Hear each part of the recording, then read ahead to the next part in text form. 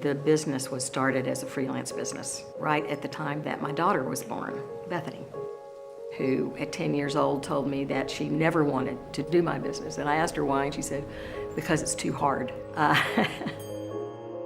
She likes doing good for others. She had earned the respect of the people here, and I knew that she would earn the respect of our clients as well. I took over from my mother, who had built the company from the ground up. She founded this company really based on three things: to do good, to have fun, and to make money. And building on those, as we are seeing a lot of change in the industry. At the same time, corporate America is going through its own rough, critical times.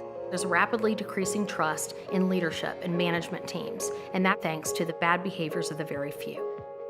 In my field, in branding and communications, we're motivating behaviors. We're engendering trust in leaders and organizations. And in that perfect storm, I thought, we have an ethical responsibility to our employees, to our clients, and to our community. We don't want to be a company that does superficial branding. We will move this business forward, but I want to make sure that we're doing this with integrity. So what do we do about it? That's the big question. Then entered Jackie Dryden, who had some ideas about working on purpose in our business. When we first talked about this, Bethany and Paula said to me, what you're talking about, bringing together a group of people to coalesce around something profound that impacts humanity, we want to be a part of that. We have had to do a ton of work internally to show up, and so it's just been a giant, I call it our messy middle of becoming the type of company that we also want our clients to become. It wasn't that they didn't have a purpose or didn't know why they existed, but the idea was to be able to articulate it and have it be authentic for everyone in the office.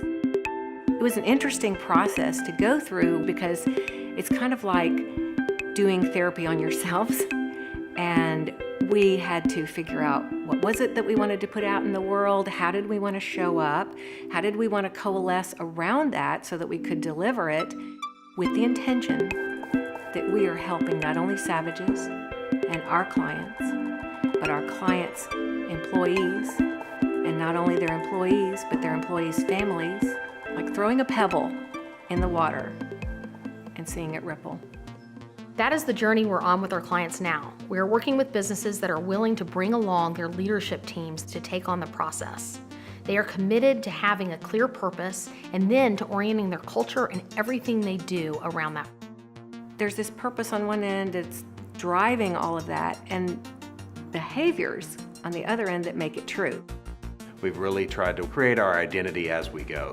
We didn't want to wait till 10, 15 years down the road and then have to work backwards to say, well, what is our culture? How are we working with our clients? It wasn't just Kristen and I saying this is what we want the company to be.